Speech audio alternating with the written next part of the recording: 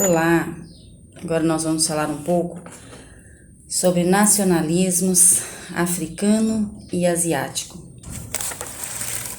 Vimos que no século XIX os europeus se apossaram de grandes porções da Ásia e da África e submeteram seus povos. A dominação europeia nesses continentes, caracterizada pela violência e por vezes pela irracionalidade, foram comuns práticas como o confisco de terras, o uso de trabalho forçado, a cobrança de impostos abusivos e o racismo que oprimia os africanos e os asiáticos em sua própria terra. Esses fatores ajudaram a explicar a resistência africana e asiática e a dominação europeia.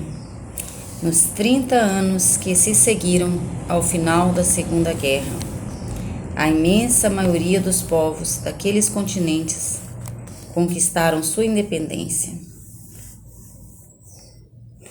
Os principais fatores da independência dos povos africanos e asiáticos foram a luta dos próprios africanos e dos asiáticos pela independência de seus países, o enfraquecimento da potência colonialista europeia devido às perdas sofridas durante a Segunda Guerra. E no imediato pós-guerra, os europeus passaram a canalizar seus esforços para a reconstrução de seus países. E isto facilitou a ação da resistência africana e asiática ao colonialismo europeu. A força também de movimento como o pan-africanismo e a negritude. O pan-africanismo foi um movimento político ideológico surgido na América Central e nos Estados Unidos no início do século XX, que visava transformar a situação de todos os africanos e seus descendentes, chamados à época de raça negra. A intenção dos líderes do movimento era libertá-los da pobreza e da opressão. Mas a noção de raça dos líderes do pan-africanismo não era a mesma que a dos europeus. Para eles, raça era um fator capaz de unir e conferir identidade aos diversos povos negros da África na luta contra os dominadores. Um importante pensador do pan-africanismo foi o jamaicano Marcus Garvey.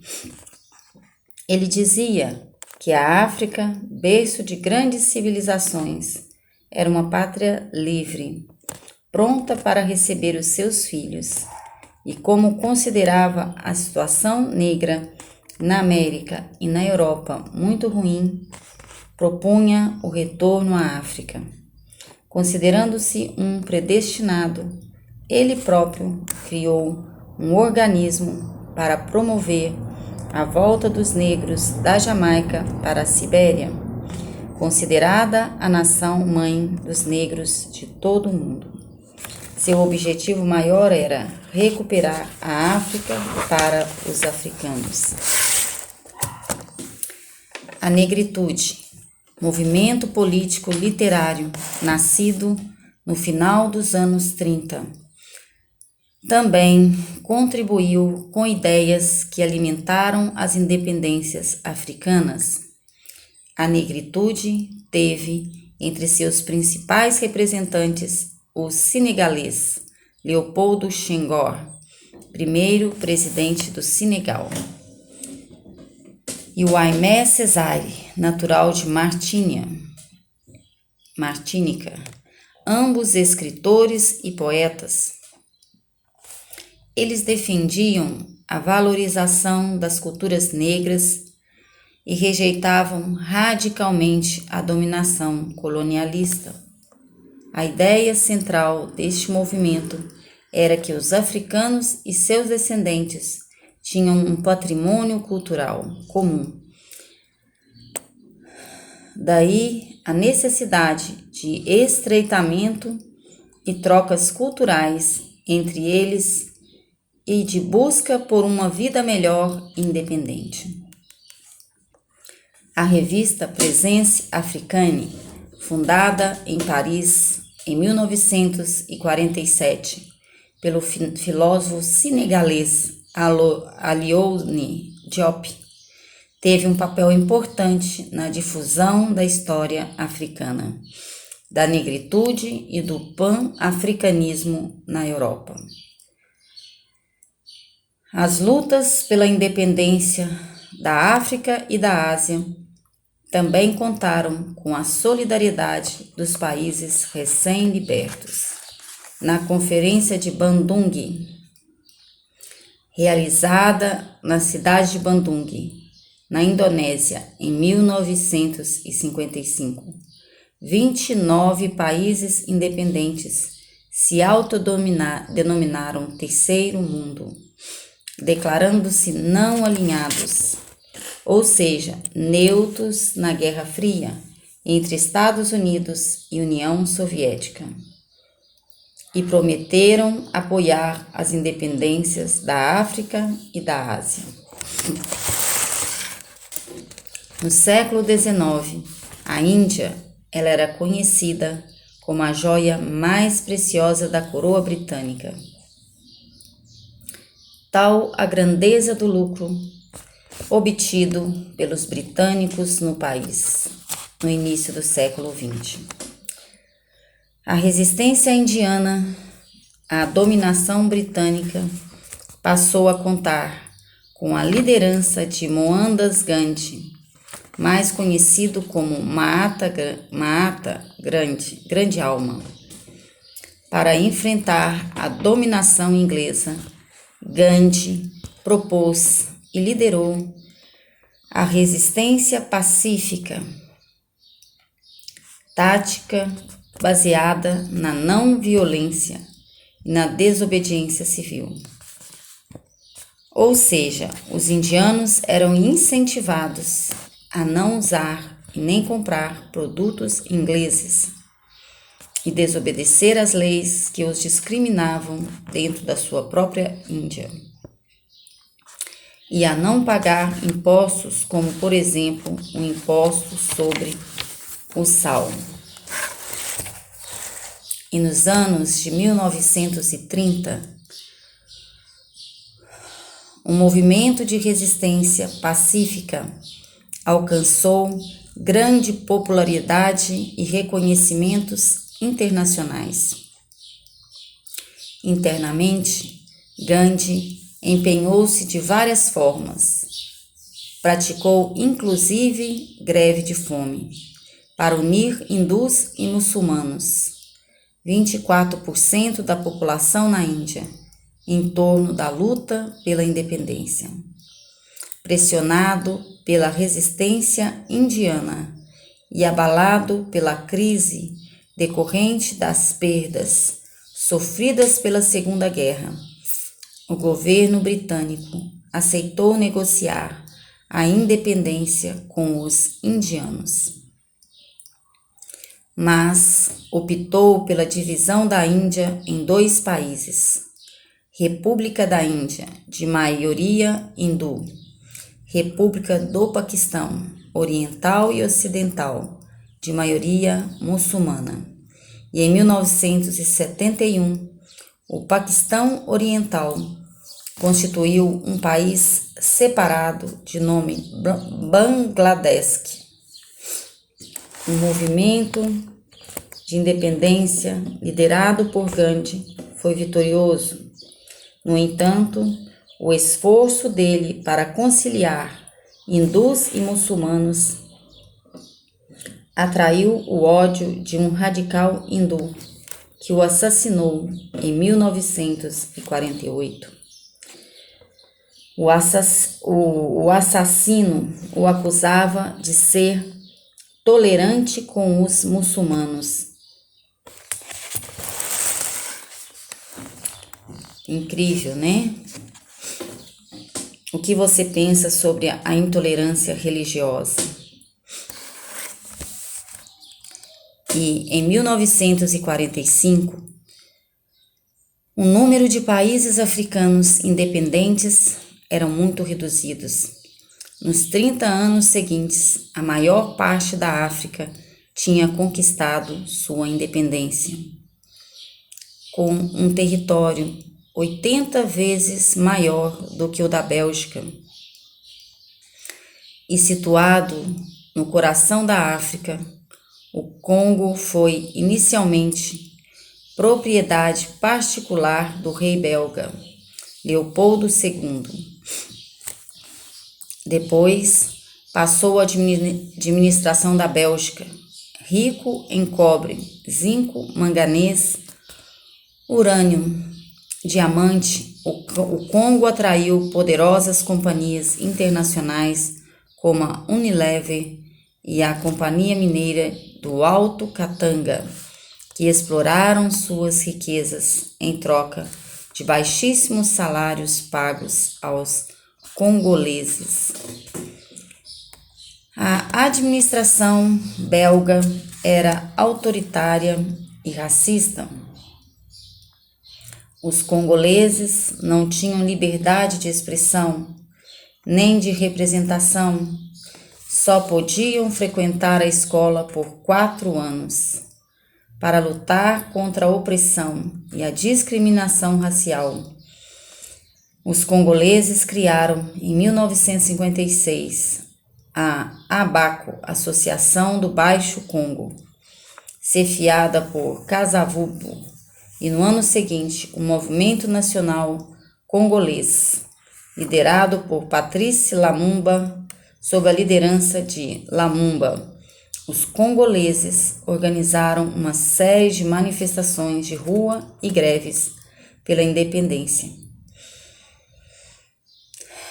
Pressionados pela resistência congolesa, os belgas se retiraram-se em 30 de junho de 1960.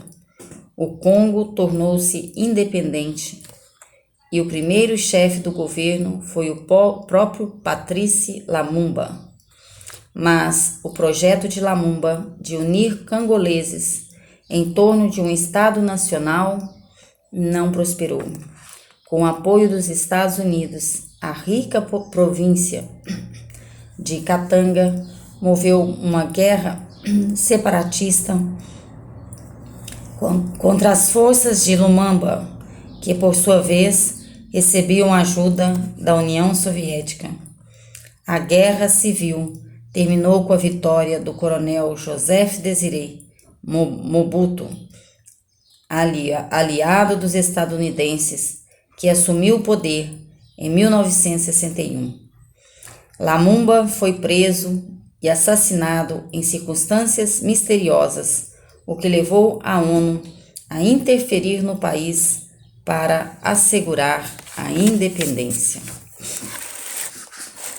Na África, sob o domínio português, a vida dos africanos também era marcada por intensa exploração.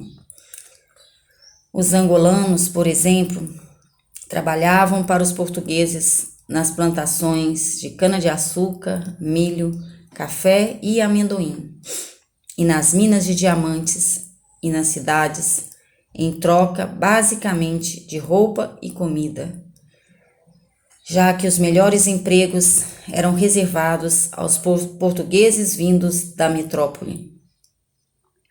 E em 1930, angolanos pressionaram o governo português por melhores condições de trabalho e obtiveram uma conquista, o sistema de contrato.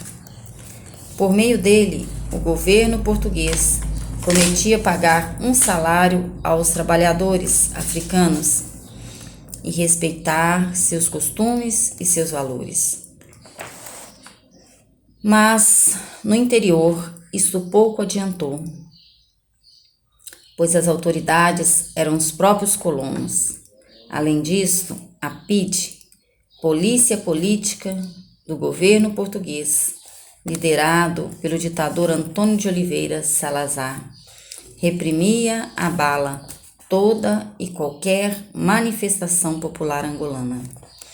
A violência do governo português provocou um aumento da consciência política e da resistência africana, dentro e fora da África.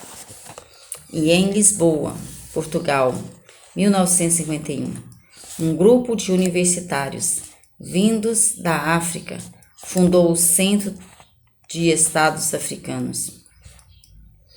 Entre estes jovens estavam Amílcar Cabral, Guiné-Bissau, Agostinho Neto e Mário Pinto de Andrade, de Angola, Francisco Tenreiro, São Tomé e Príncipe, Noêmia de Souza, Moçambique, e essa geração de militantes africanos, conhecida como Geração de 50, usou a poesia como arma de combate ao colonialismo. Muitos deles continuaram a luta por seus ideais nos movimentos de libertação que se formaram em seu país. Entre esses movimentos estavam a MPLA, Movimento Popular para a Libertação de Angola, liderado por Agostinho Neto, 1922 a 79, e Frelimo, Frente para a Libertação de Moçambique, dirigida mais tarde por Samora Machel, 1933 a 86, e o PAIGC, Partido Africano para a Independência de Guiné e de Cabo Verde, sob liderança de Amílcar Cabral.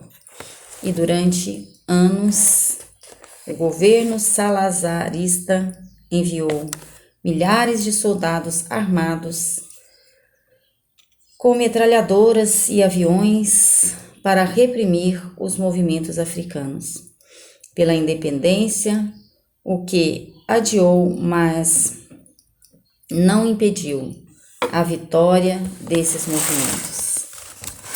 E em Portugal, os gastos com a guerra na África, cerca de 40% do orçamento nacional, e a morte de milhares de jovens soldados portugueses geraram forte descontentamento, o que contribuiu para a eclosão da Revolta dos Cravos, 25 de abril de 74, liderada por jovens oficiais de forças armadas portuguesas, contando com amplo apoio popular.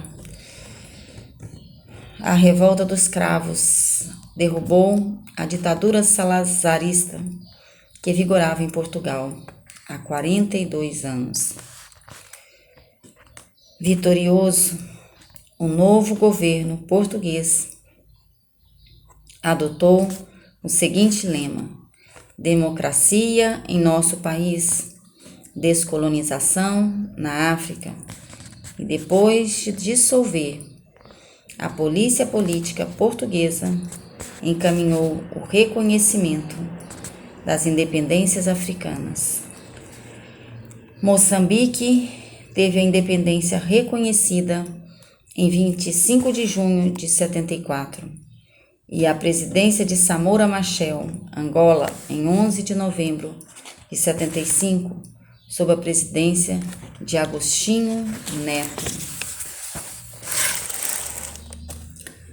E em alguns países africanos independentes, os nativos tiveram de lutar contra a opressão de regimes segregacionistas, como o da Rodésia e da África do Sul.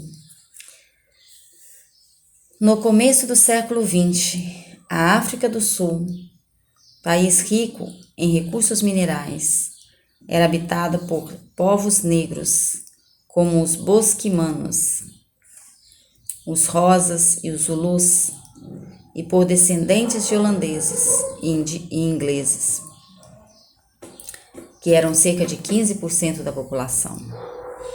Essa minoria impôs à maioria negra uma série de leis segregacionistas em 1911. Diante disto, os negros, liderados por Paisley Carr, fundaram, no ano seguinte, um partido político para lutar pelos seus direitos, no Congresso Nacional Africano. E em 1948, a minoria branca decidiu oficializar o apartheid, regime segregacionalista que obrigava os negros a morar em lugares separados dos brancos, frequentar escolas, praias e banheiros